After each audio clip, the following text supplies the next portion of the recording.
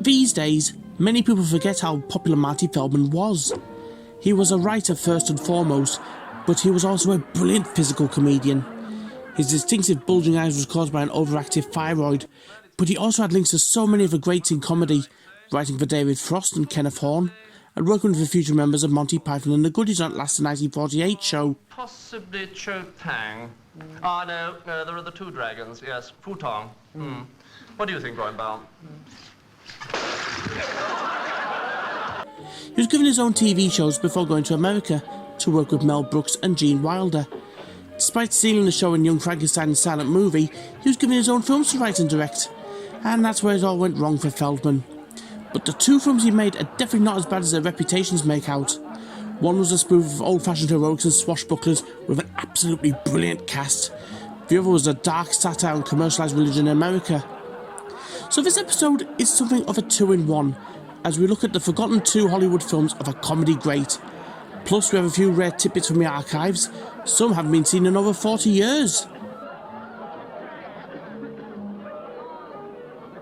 Hi, I'm Stuart Kenny, and on today's Nostalgic Thingummyjigger, we look at two Marty Feldman films, the last remake of Beau Geste and In God We Trust.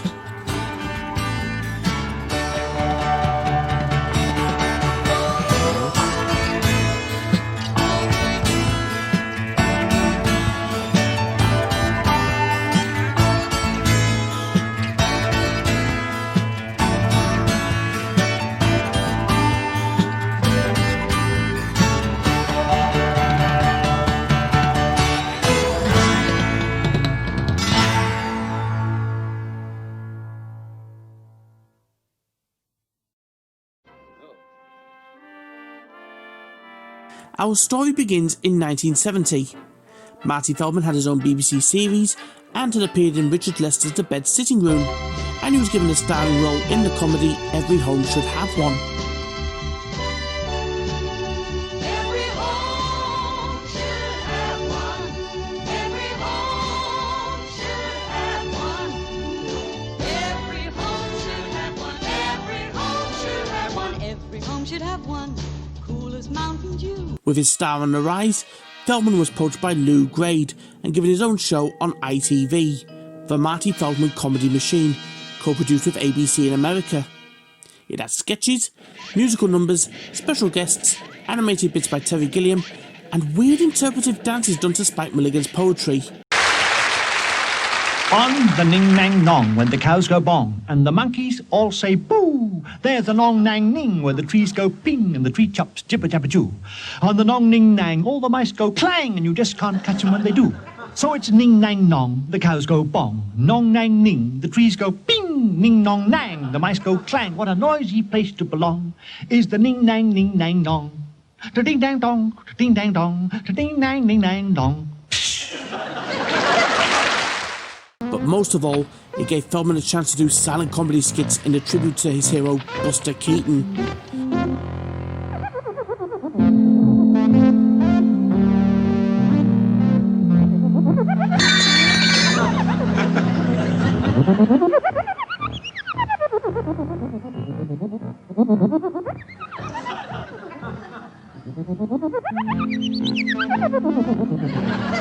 The Marty Feldman Comedy Machine only lasted one series, but it did well enough that it was seen by Gene Wilder and Mel Brooks, who were writing Young Frankenstein at the time, and Igor, or was written with Feldman in mind. So it was in 1974, Feldman went to Hollywood.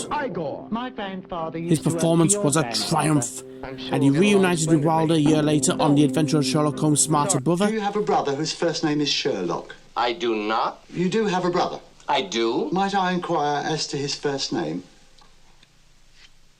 Sheer luck. And then the year after that, with Brooks on Silent Movie, where Feldman got to show off his physical slapstick talents. And it worked. Shortly after filming wrapped on Silent Movie, Feldman signed a 5-picture contract with Universal Pictures. The last remake of Beau Geste was conceived by accident. Feldman wanted to send up old-fashioned swashbucklers, so when he screened the 1939 version of Beau Geste, Feldman realised he'd meant the Four Feathers, as a few adaptations of that existed over the years. but realising the title The Last Remake of Four Feathers didn't sound right, he stuck with Beau Geste.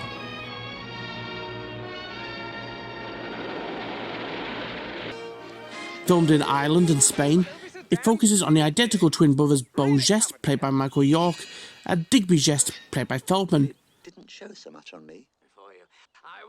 When their father, Sir Hector, played by Trevor Howard, marries Flavia, played by Anne Margaret, their prized blue water diamond goes missing.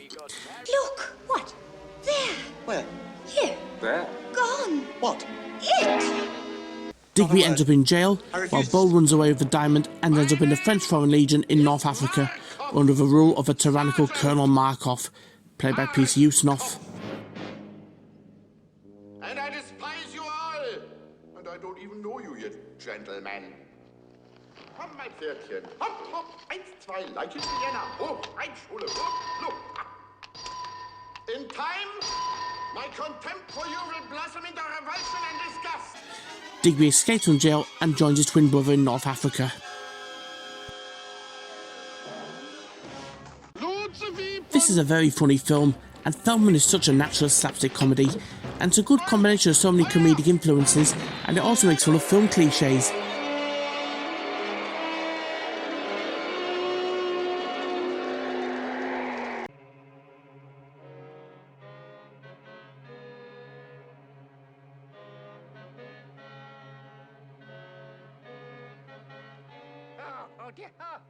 Plus, for a big Hollywood film, Feldman got together a great cast from both sides of the Atlantic, including Roy Kinnear, James Earl Jones, Spike Milligan, Henry Gibson, Terry Thomas, Burt Kwok, Hugh Griffith, Irene Handel, Stop that, you vicious little varmint!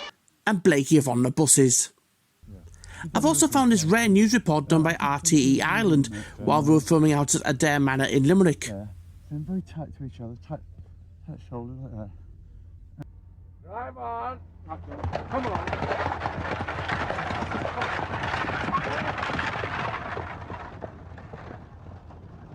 on. No, sir. That doesn't make me nervous or tense. Let me fall out of picture, please. You did the wrong thing. So then you just look down and say, thank you, Spike Milligan. Oh, and get this!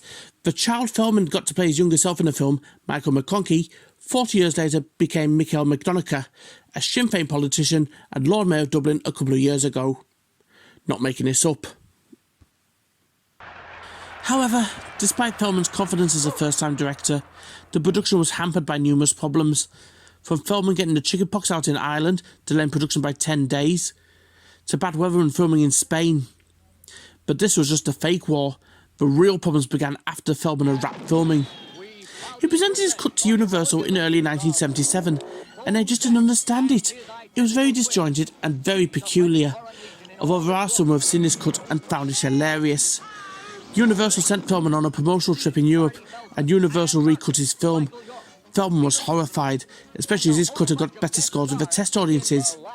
However, despite this, it's still a very funny film, and you can see what Feldman was trying to do, playing on with general film cliches, dropping a spoof commercial right in the middle of the film.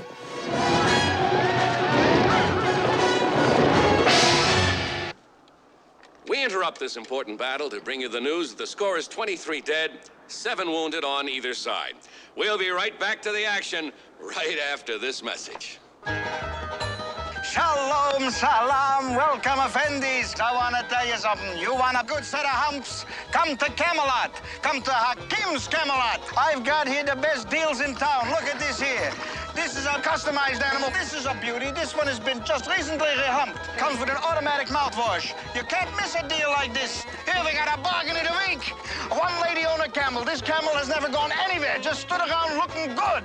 Come on down. Take advantage of me. This is a beautiful animal. This happens to be a convertible. You take off the hump, you put on a couple dots. What do you got in the summer? You got a giraffe. The kids will love it. Come on in. Over here, I got a special creature. This camel is serviced 4 times a day. By that camel. In fact, I'll put them together. I'll make you a bargain. You can be a 2-camel family. That's all I'm going to show you. I got the biggest camel lot in the whole world, not to mention the valley. So you come on down. You take the trail to Fez. You stop and you make a left turn over at the first sand dune heading east. You come on down. Bring the kids. I'll stand upon my pheasant till my face is such a mess. See Hakim, see Hakim, see Hakim. And now, back to the battle.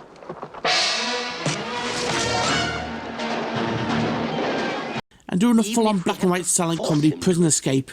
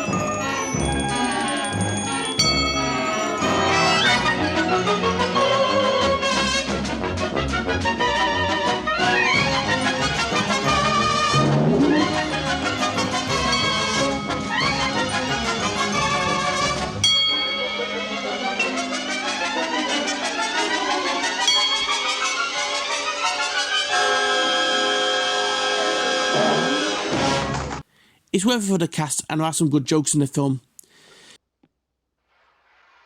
You can't be too careful. So the blue water has come back to us again. Despite Feldman and Universal being at loggerheads, the last remake of Beau Geste did good business when released in the summer of 1977, and Universal let Feldman do another film. This time, he made sure he had final cut. His second film for Universal was In God We Trust, which on the surface looks like another knockabout spoof like Beau Geste was, but it isn't. Underneath, it's actually a bit of a dark satire on televangelism and commercialised religion in the United States.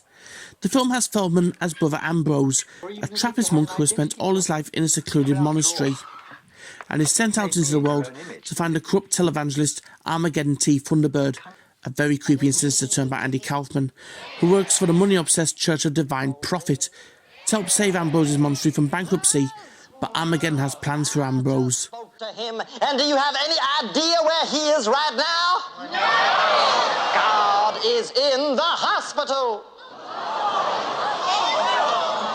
In the intensive care unit. And do you know who put him there? Why, oh, you!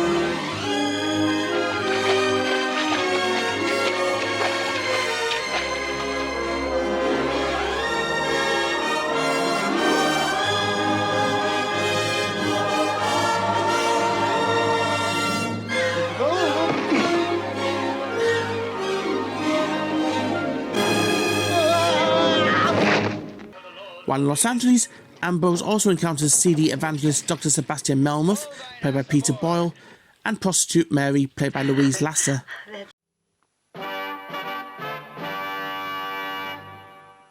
To put the film into context, in the UK, religious programming has always been heavily regulated and done in a gentle, non-threatening manner.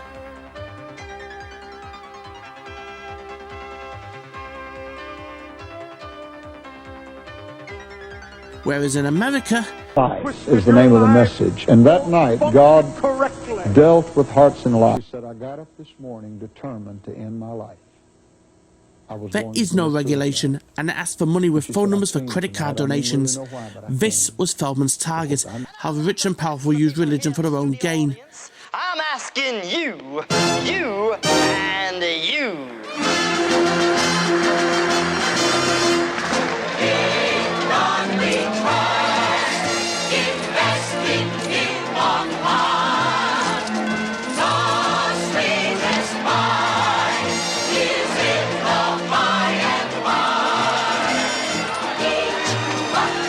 Unfortunately, America don't like outsiders pointing out what's wrong with their country.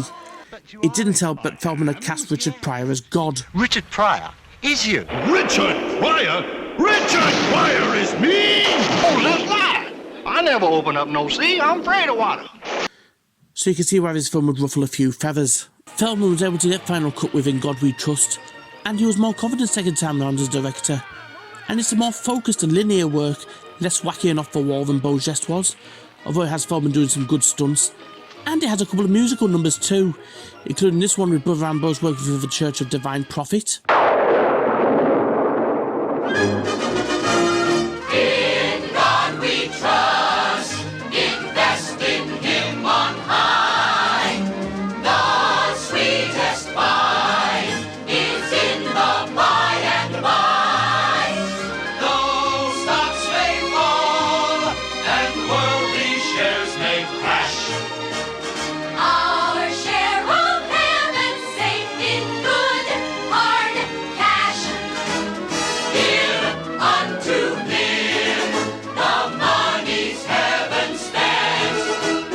Home loans and banks yield 6 or 7%. Each buck you give shall be tax-free with gold, and shall return empty 10,000-fold. His hand that made the earth and sky and sea now reacheth forth for its gratuity. Shouldst thou walk by and treat him like a bum, that hand shall finger thee in kingdom come. Oh yes, that hand shall finger thee in kingdom come.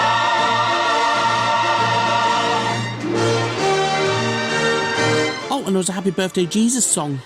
God gave us His Son for Christmas. What did you get for God? It's not the thought, it's the gift that counts. And money makes the world go round in large amounts. So send Him some cash for Christmas to show Him how grateful you are.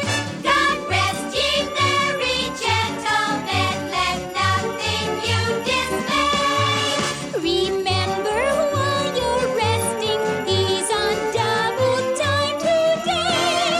God gave us His Son for Christmas, so for God's sake, give something to God.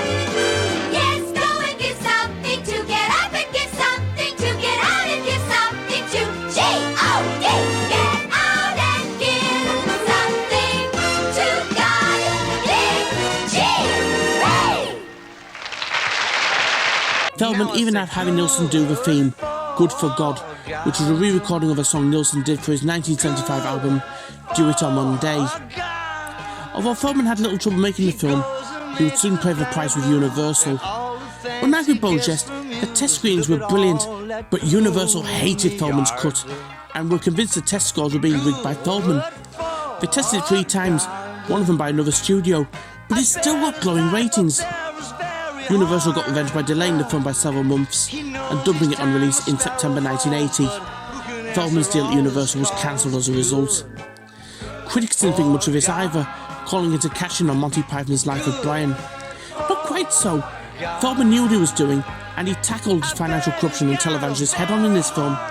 It's a funny film, and it had some good set pieces and jokes throughout.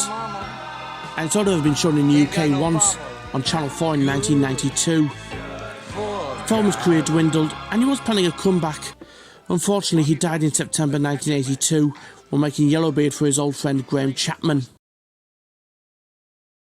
The last remake of Beau Geste and In God We Trust are great looks at Marty Feldman's talent as writer, actor and director. His Hollywood fame was all too brief. Maybe if he got his deal with another studio, things might have turned out differently. Indeed, he'd been courted by 20th Century Fox, United Artists and even Disney before Universal came calling. So who knows? But a lot of people have forgotten how popular and influential Marty Feldman was. He moved in a lot of creative circles. His talents as a writer and performer were exemplary, and he was very intelligent and very funny. It's just a shame that when his own films flopped, he became something of a forgotten man, but he's still sadly missed by many now. While he's best remembered for his appearances in Young Frankenstein's silent movie, the 2 films he made under his own steam make for fascinating viewing. I hope his original cut of the last remake of Beau Geste comes to light one day, if it still exists. And In God We Trust didn't deserve to be dumped the way it did, even if it told a few home truths about religion in America. But as a writer and physical comedian, Marty Feldman was up there with the greats. Is so easy to guess. He must dare to say yes. Thank you ever so much for watching. Be sure to subscribe and check out my other videos too. Also, I'm on Facebook and Twitter if you want to drop by and say hello. And I have a Patreon if you want to see me do specific subjects or if you want to donate. Bye bye for now. And then, with a lump in his throat, he must try with his